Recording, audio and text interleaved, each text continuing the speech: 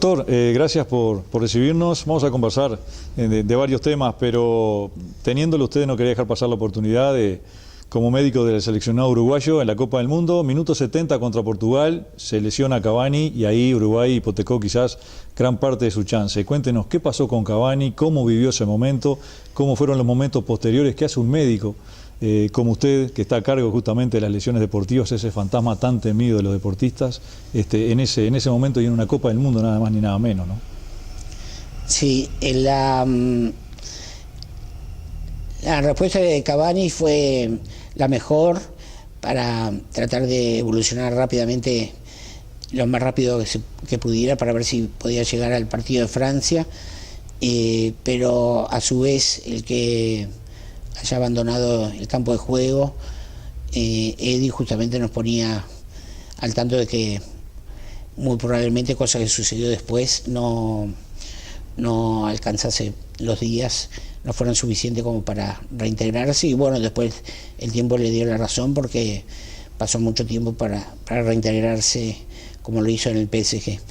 Y toda la parte lesional está a cargo de mi jefe, el doctor Alberto Pam, y yo colaboro con determinaciones de una enzima CK que cuando se eleva en caso de lesión muscular, y dio valores elevados como consecuencia de la lesión, y después le seguimos los valores, una curva como se dice técnicamente de CK, hasta que fueron bajando, pero no lo suficiente como para darle el alta para jugar contra Francia.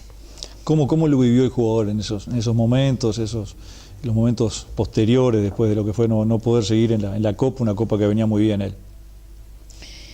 Y Eddie, digamos, con mucha pena, por supuesto, porque él es un profesional 100%. Tuve el año pasado la oportunidad de ir al PSG, y allá mismo me decían que era el primero en llegar y el último en irse en los entrenamientos. Incluso el día que yo fui estaba lesionado, igualmente fue el último en retirarse, y allá lo quieren mucho también, y acá por supuesto sumamente querido. Y él, digamos, por supuesto que la intención de él era jugar sí o sí un partido tan importante como que teníamos contra Francia. Y por supuesto, a pesar de estar apesadumbrado, nosotros tratamos de ayudarlo lo más que pudimos, y él fue mejorando su ánimo día a día, pero le repito, no fue suficiente. Doctor, usted está a cargo además de las lesiones deportivas, de la evaluación de la composición corporal. ¿De qué se trata esto? Y eso es la determinación mediante pliegues cutáneos, diámetros óseos y perímetros musculares, del porcentaje de graso y del porcentaje muscular del jugador, para llegar a un peso que se llama peso ideal de cada uno. Y nosotros, cuando recibimos a los jugadores en la selección, le hacemos eso a modo de control. La mayor parte vienen muy bien en su composición corporal, y ya tenemos un perfil del jugador de élite de nuestra selección mayor. Bien, y los controles bioquímicos, ¿cómo incide el control bioquímico en el rendimiento deportivo de un jugador de élite, por ejemplo? Nosotros hacemos el control bioquímico cuando llegaron, comenzaron a llegar el martes 22 de mayo por la tarde. Comenzamos a determinar urea, que la urea da una idea de la carga anterior, o sea, del viaje previo del jugador hasta Montevideo, del partido que jugó, etcétera, etcétera. Y ahí se va dividiendo en 3 grupos: lo que tienen buenos valores, los que tienen valores intermedios y los que tienen malos valores, y las cargas de entrenamiento subsecuentes se hacen de acuerdo a eso. Y después el profesor Herrera me pidió controles durante la estadía acá, cada 3 días, para ver las cargas, cómo estaban asimilando las cargas, y en base a eso fuimos teniendo cuidado en algunos jugadores que daban valores elevados. Cuanto más elevado da el valor de urea, es más fatiga crónica, más fatiga acumulada. Y ahí tuvimos en cuenta a varios jugadores para que llegaran a las mejores condiciones en el Mundial. la idea de la preparación justamente no es entrenar a altísima intensidad, sino hacer un entrenamiento para que lleguen en óptimas condiciones. Doctor, usted tiene un lenguaje muy técnico, muy académico. ¿Es difícil instaurar en los jugadores ese mensaje suyo? Y ha sido ganado, lo he ido ganando a través lo he ido ganando a través del tiempo. Digo, siempre hago como comentario la anécdota con Diego Lugano, que Diego Lugano me dice que pasaron años antes que me tuvieran confianza y bueno, digo, ahora este mundial lo viví muy bien, pero muy bien de ese aspecto, porque me sentí realmente involucrado con todos los jugadores, porque sí, ellos vienen de otros medios más pudientes, como hablé en la charla, Barcelona, PSG, etcétera, etcétera, Atlético de Madrid, en Juventus ahora Rodrigo Bentancur, que tienen lo mejor de lo mejor, y digo, no es fácil ganarse la credibilidad, pero ahora este mundial ellos me hicieron sentir bien y como que tengo un lugar ganado ahí después. Son 12 años de trabajar ahí. Cavani, Cáceres, Suárez son la generación primera sub-20 que tuve. Claro. Eso habla bien también de lo que es el grupo humano de la selección, ¿no? No, eso es fuera de serie. Fuera de serie es lo que lleva los logros deportivos de ellos, es el grupo humano, no es verso. Siempre se está pensando en el pueblo uruguayo, eso es así. Y si quedamos en un quinto lugar, y eso es por todo el enorme esfuerzo que ellos hacen durante el transcurso de los partidos para equiparar fuerzas que desde afuera, lamentablemente por razones económicas, no se lo podemos dar. Usted hablaba del tema del calor. La FIFA tiene un instructivo de detener el partido cuando la temperatura se incrementa. ¿Cómo es la situación concretamente? ¿Cuál es el papel suyo después, no digo también? No, ahí la FIFA cuenta con un dispositivo que mide la humedad ambiente, el viento, la radiación solar, y eso después se expresa en grados centígrados. Y por encima de 32 grados centígrados tomado por ese dispositivo no se puede competir, y entre 30 y 32 hay que detener el partido. Son los famosos breaks o parates a los 30 minutos de cada tiempo, de 3 minutos de duración.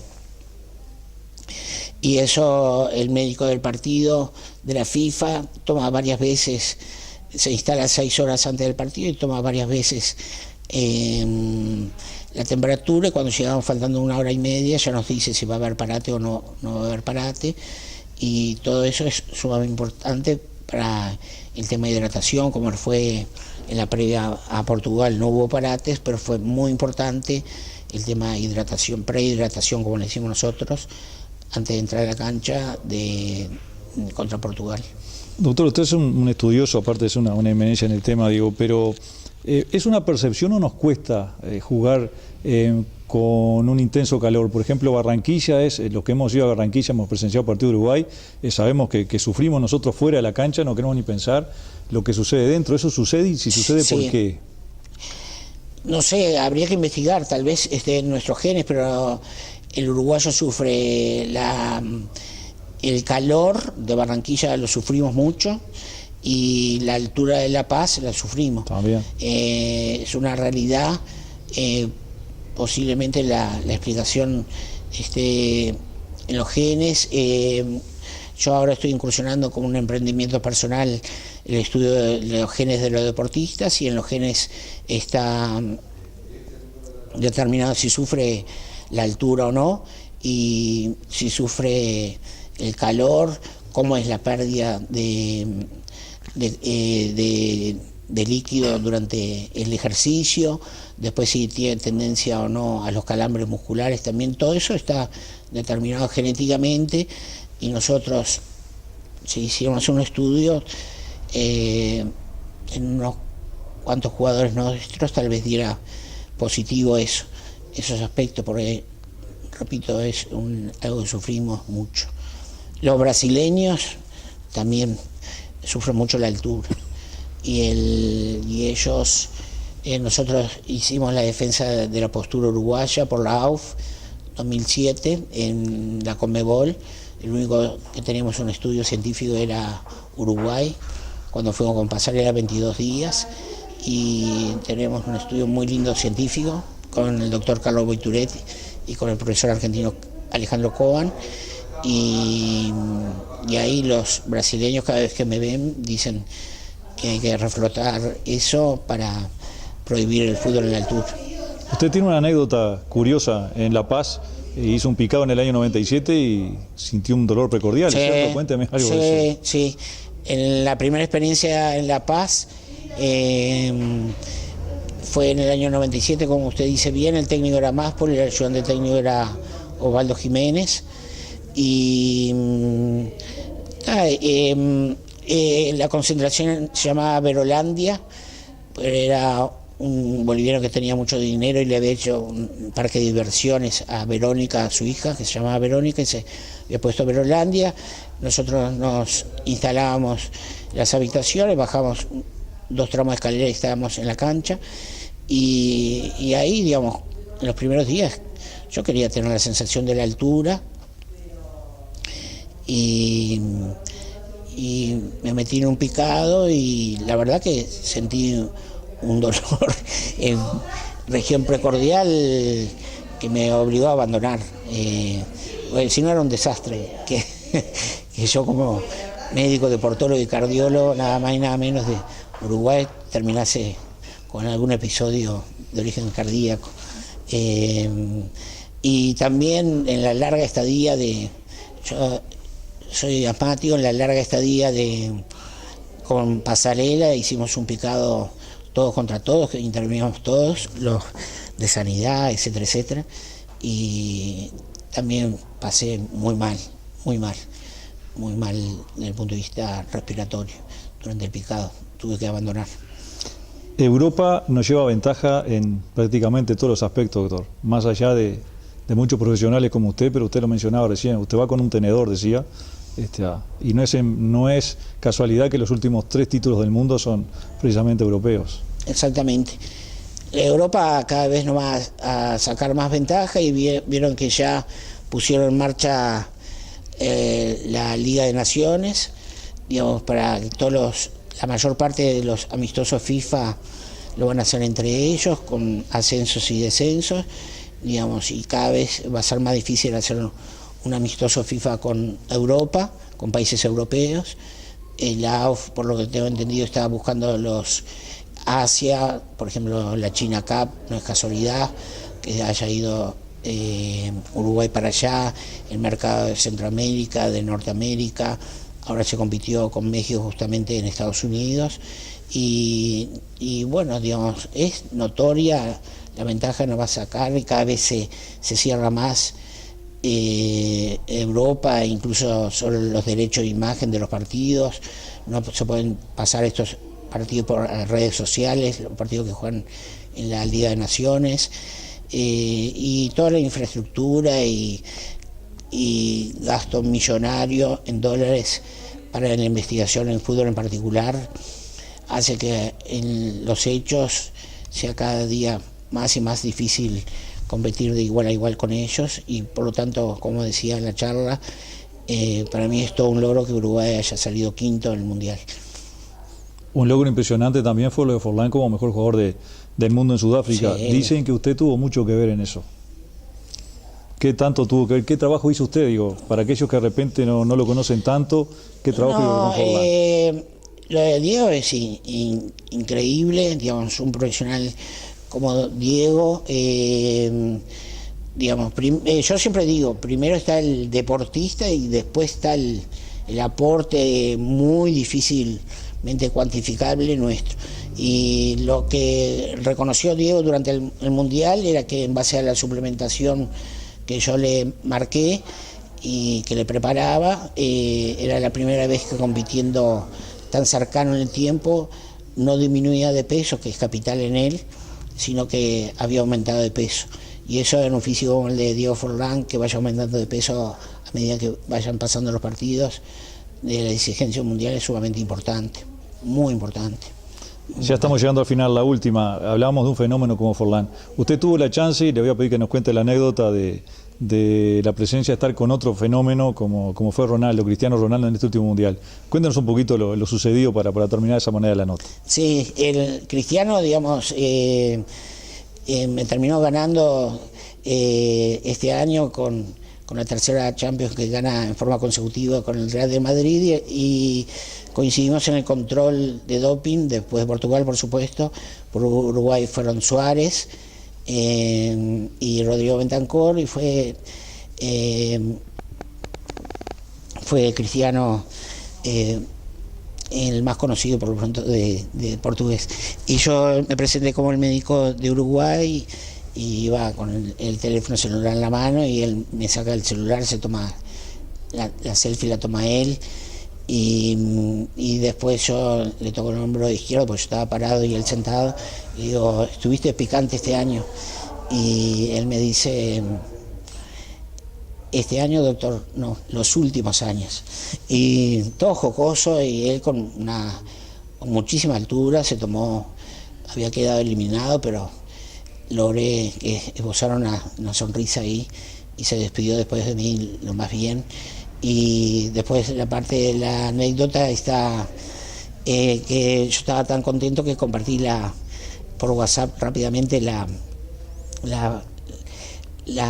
selfie, y en el grupo de WhatsApp estaban uruguayos que estaban allá en el vestuario uruguayo, y cuando yo llego todos me reciben de mala manera y me tildaban de traidor, que me presentara delante de Godín y le dijera con quién me había sacado la selfie. Y también el maestro Tavares se acerca y me dice, me habla por lo bajo, y usted, doctor Barbosa, teniendo acá a Cavani y a Suárez, y uno se saca una selfie con ellos y se saca con Cristiano Ronaldo. Bueno, yo ahí no sabía ni dónde ponerme ni qué decirle al maestro, ¿no?